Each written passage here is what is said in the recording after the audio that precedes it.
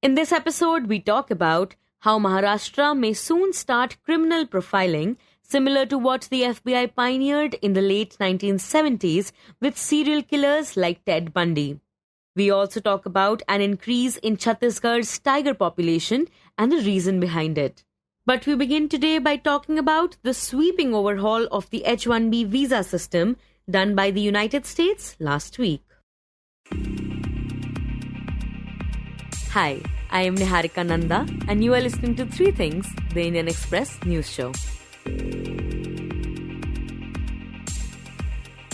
It was on Friday that US President Donald Trump signed a proclamation raising the fee for the H-1B visas from the earlier range of $2,000 to $5,000 to $100,000.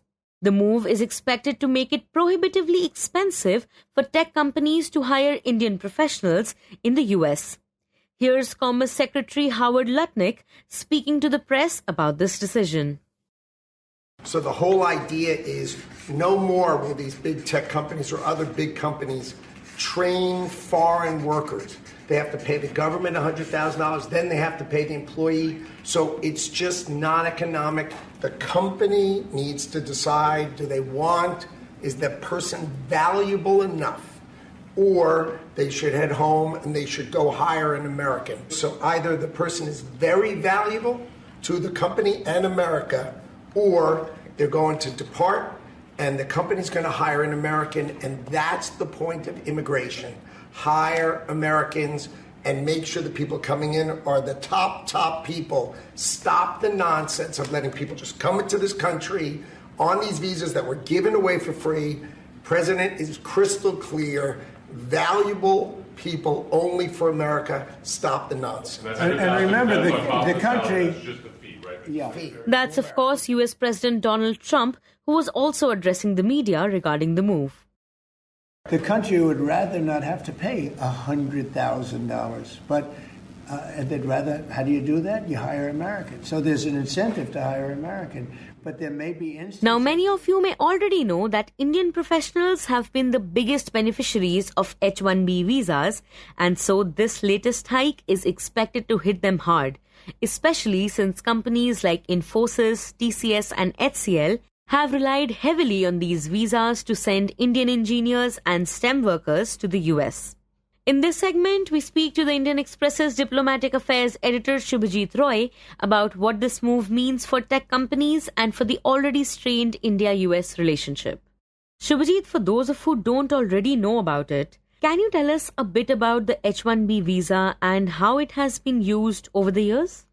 Well, H-1B visa is given to companies to hire skilled professionals in the United States, people who have the skills which is in deficit, in short supply in the United States. They can go to the US under this visa. And so what happens is usually the tech companies, the health sector companies, they usually get, engineers, scientists, and top level officials or talent to come to the United States under this visa. So there is no sort of a age bar or a experience bar.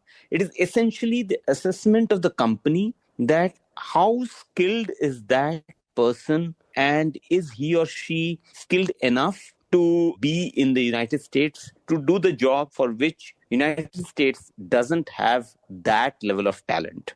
Right. And how beneficial has this particular visa been for Indians, and how will this decision impact them?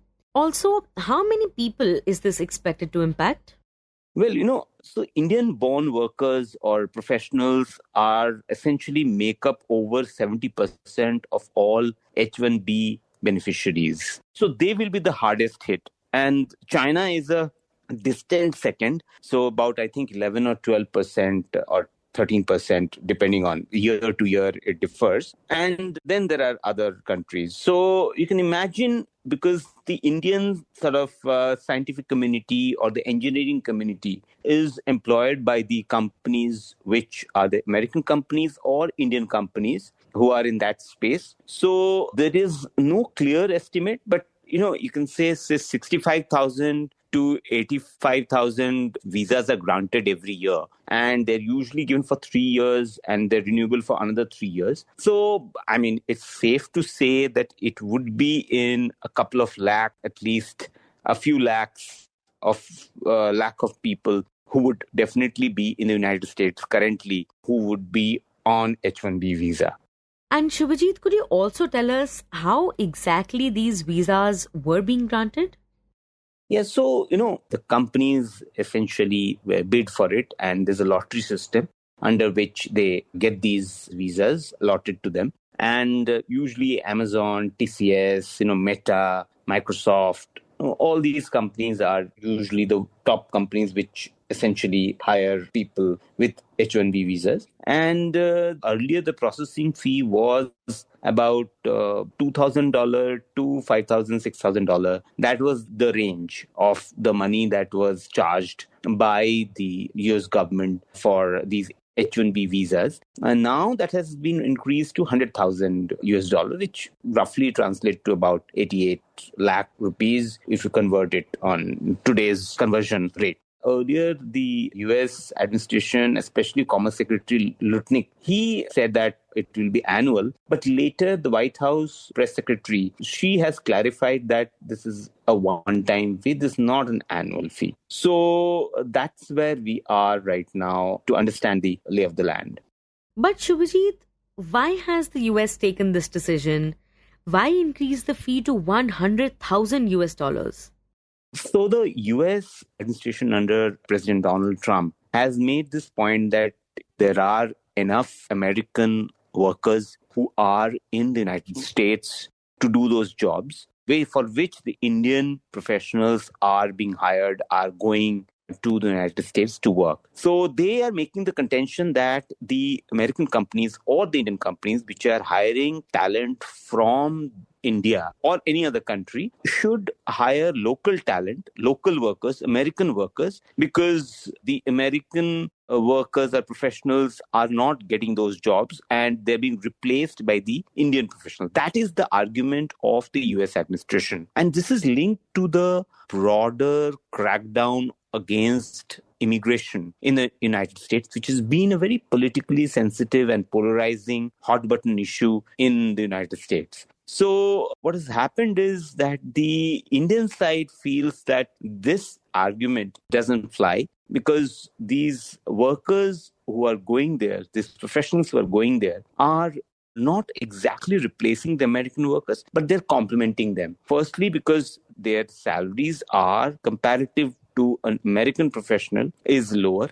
Number one. Number two, they are not in such large numbers that they're replacing American professionals. They are essentially filling the gap in supply, which is needed by these American companies or the Indian companies operating in the United States. So that has been the main contention from the Indian side, that this is why this particular logic by the American administration doesn't fly or doesn't make sense.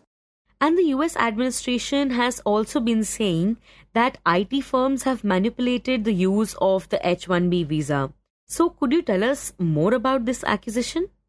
Well, essentially what they're saying is that how is only the Indian companies or the US companies which work with Indians, how are they getting the majority of slots under the lottery system? And they also say that, their contention is that the average salary, for example, Lutnick said that an average American earns $75,000 a year, while the average green card recipient earns $66,000 a year. So essentially, the contention is that these are not very high value talent that the US companies or the Indian companies are hiring on H-1B visas. So essentially what they're arguing is that the American companies or the Indian companies are taking people or hiring people who are not as skilled as they're supposed to be under the H-1B visa. So that is the contention that the American administration is making to argue the case that this $100,000 is a sort of a tool to correct this aberration and abuse of the H-1B visa program by these companies. And Shubhajit, talking about that, one of the main arguments of the US administration has been that they only want highly skilled people to come to the US for work. But does increasing the fee for a visa really guarantee high skilled workers? That's a great question, Niharika. So, higher fee would mean higher salary of that professional. Higher salary would only be given to people who are highly skilled and highly valued by a company. So, there is a correlation between the higher fee, and because that would mean that if the company is paying 100,000 US dollars for a person, he or she would have to be given, say, a 400,000 US dollar or more as the remuneration. That would mean that it would translate to a very, very senior level person and not really a fresher or for low skill, low experienced person. So I think there is a logic to that. But I think it's a big, big deterrent for US or Indian companies operating in the US who want to hire Indian talent. This will be a deterrent, definitely, to get people on H-1B visas. And will this apply to the people who already have an H-1B visa, especially if they travel outside of the US and then come back? Well, initially the impression was that it applies to even people outside. But later the US administration has clarified that it does not apply to people who are traveling or outside the United States right now. And it had caused some panic and uncertainty. So companies like Microsoft, Amazon, Meta, they all instructed the staff on H-1B visas to remain in the US or return to the US as quickly as possible.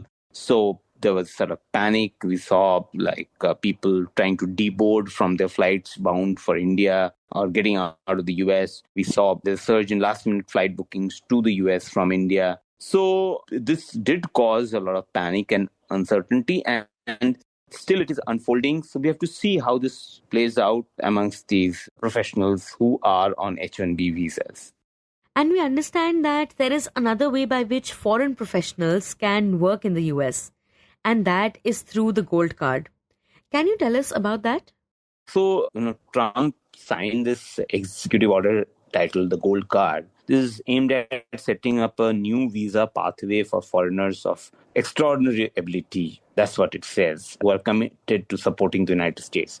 Now, under this Gold Card program, individuals who can pay $1 million to the US government, US Treasury, or $2 million if a corporation is sponsoring them, will get access to expedited visa treatment and a path to a green card in the country. So this is essentially for the people with very high net worth individuals, whether they are currently on a H-1B visa or seeking to go to the United States, they can get this. So, but this is $1 million is a lot of money. So this is really for the high net worth and ultra high net worth individuals that it is aimed at, to get what the US government says that, they really want the cream de la cream, or, the valuable people only for America. So that is I think they are looking at. And let's see how this visa card takes off, and how does it find enough takers for it or not.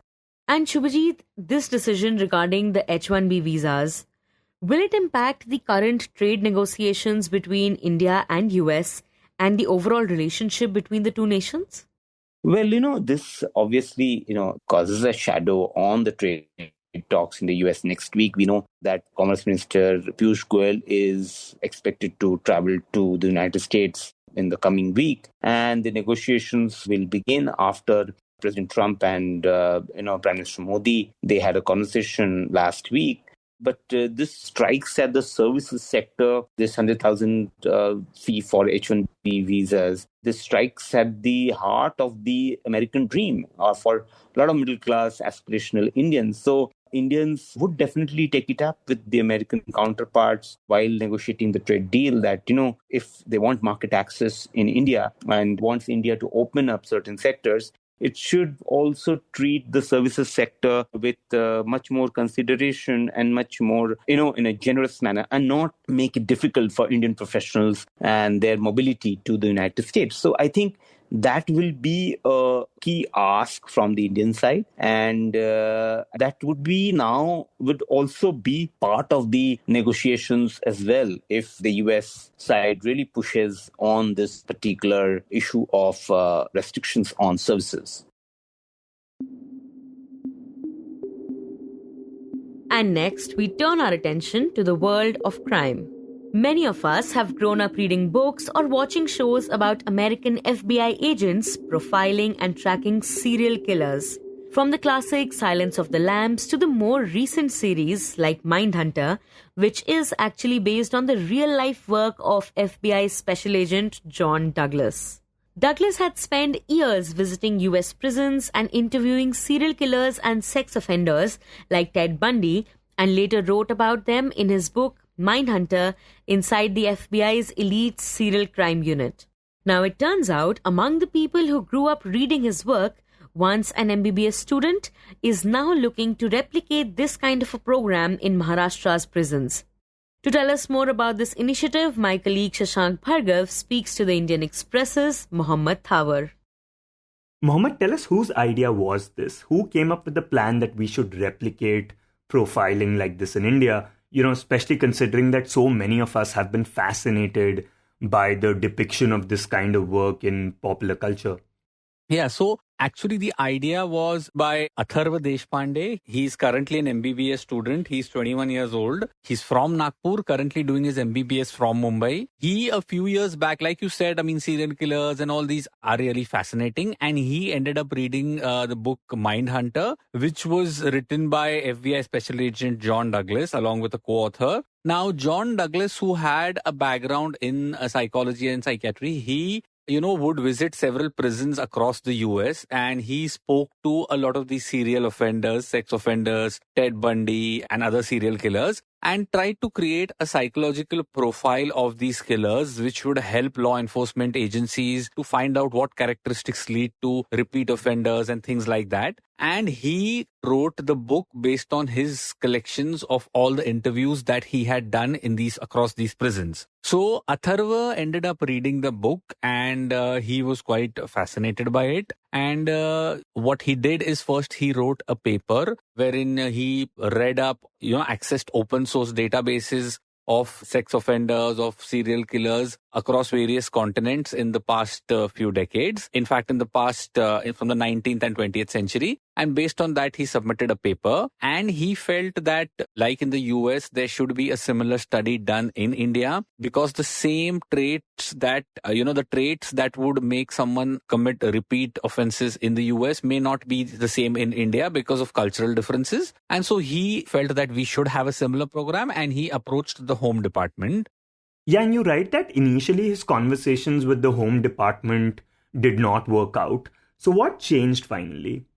See, that is the thing. So this was the story of Atharva Deshpande. In the meantime, in the Home Department, the Secretary Radhika Rastogi, she had visited various prisons across the state, especially women's prisons. And she saw some common characteristics. For example, in Aurangabad prison where she went, a lot of women were on charges of setting their daughter-in-laws on fire because dowry was not given. In Nashik, they found a lot of women who were behind bars for killing their husbands who subjected them to domestic violence. So she felt that while in prison, inmates are they are made to work and they get an earning out of that. But are we really doing something for their mental health or to understand why they did that? So she was contemplating with that idea, and around the same time when Atharva, came with this idea, she felt that, okay, this could kind of look at the issues that she wanted to, look at. Although they're not completely similar, because he was looking at it more from the point of view of profiling serial offenders. She was looking at it more from the scenario of, the mental well-being of the inmates.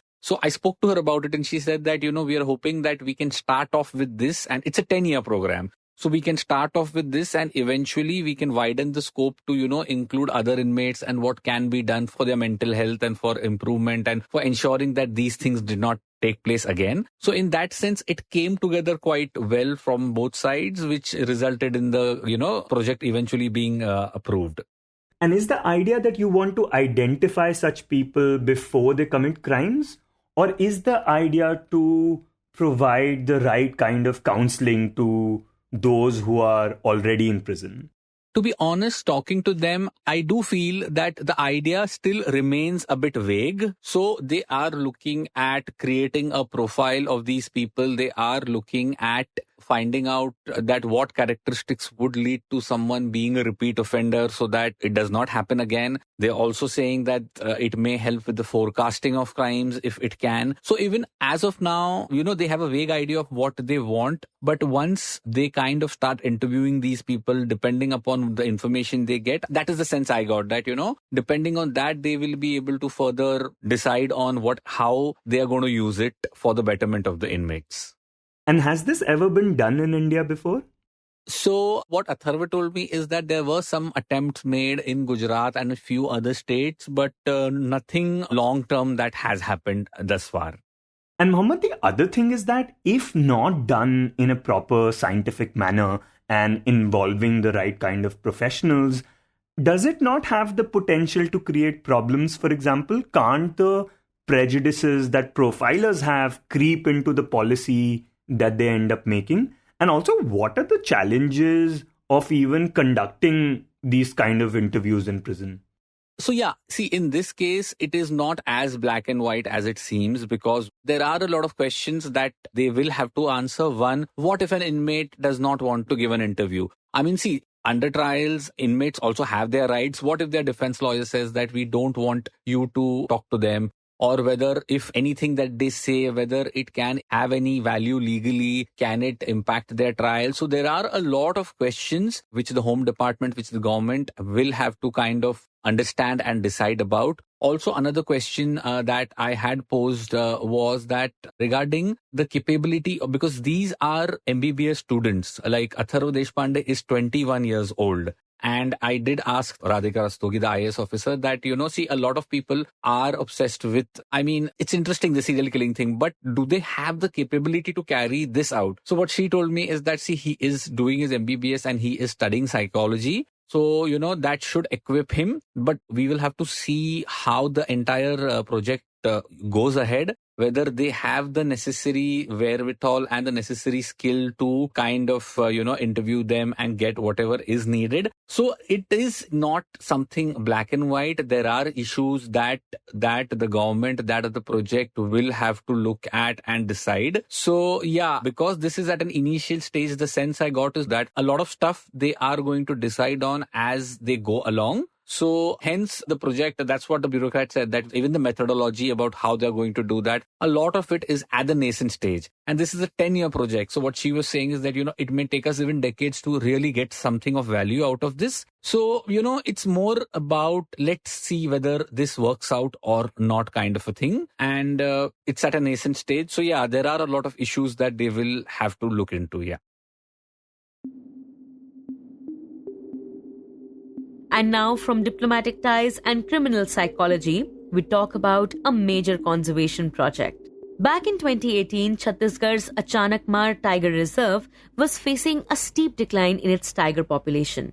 By the time the 2022 Tiger Status Report came out, the state's numbers had dropped sharply from 46 tigers in 2014 to just 17.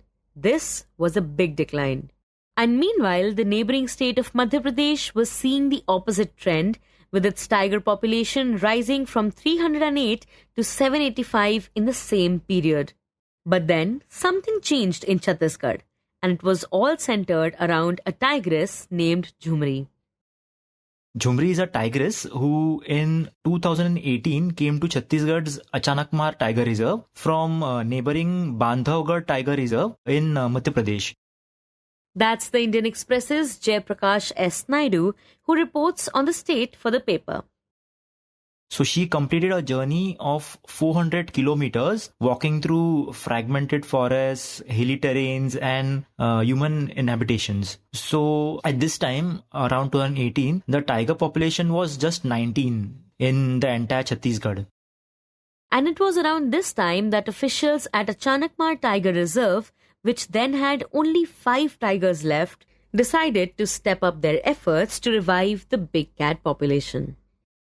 So as per a forest official, tigresses, they need to feel safe before they, start copulating. So the officials started marking a movement of each and every tiger, including Jhumri, using camera traps and patrolling in vulnerable areas. They put a fire management system in place, and they roped in the local tribal villagers to reduce conflict with the animals, and also to stop villagers from setting forest on fire while they are collecting mahua. They do set fire around some part of the forest so that the mahua collection becomes easy for them. Then apart from this, special care was taken to ensure prey availability and water availability to the tigers so that they do not wander in villages. And he says that all these efforts resulted in Jhumri giving birth to her first litter in 2021. But she lost one of her cubs to a dominant male. Then a big reason for cheer came in 2023, 2 years later, when Jhumri, with a little help of the Special Tiger Protection Force, persistently monitoring her movements, she raised 2 more cubs to the sub-adult stage. Then she became the first tigress to do so in the reserve in 15 years. And then finally this year, when Jhumri gave her third litter of 4 healthy cubs. So now, like Jhumri, there are more tigresses in the reserve who are breeding, and the number in the tiger reserve shot up from 5 to 10 tigers and 8 cubs. He says that much of this has to do with officials expanding the reserve's grasslands, for example, a process that actually began back in 2009. When 6 villages were relocated. Now the process is ongoing as there are over a dozen more villages in the reserve, and as the villages are relocated, it makes way for developing more super grasslands, which are, of paramount importance for tigers. Then apart from this, technology played a vital role. The forest department then created and geotagged water sources, and they ensured that they are filled up every few days in the summer, so the animals don't wander out. They created awareness to reduce forest fires started by villagers. They ensured that the villagers got timely compensation if their cattle get eaten by tigers. Then performance-oriented approach was taken by forest officials, where they rewarded the guards for excellent patrolling, keeping poachers away, and for bringing in more photographs to mark tiger movements. The cattle were vaccinated, so that in case there is some disease, it does not spill onto the other animals. Then a central digital command center was made to transmit data from related to patrolling, fire alerts, water monitoring, and all these things was, fed into real-time dashboards. Then the local villagers, they were given special training to, on different tiger conservation measures. And finally, they also used, tapped into the local tribal culture, where they used the Gond artwork to, promote message of coexistence in jungle. So yeah, a lot of measures were taken, and I think finally, they have got some success. You were listening to 3 Things by the Indian Express. Today's episode was edited and mixed by Suresh Pawar and produced by Shashank, Bhargava and me, Niharika, Nanda. If you like the show, then do subscribe to us wherever you get your podcasts. You can also recommend the show to someone you think will like it. Share it with a friend or someone in your family. It's the best way for people to get to know about us. You can also tweet us at Express Podcast and write to us at podcasts@indianexpress.com.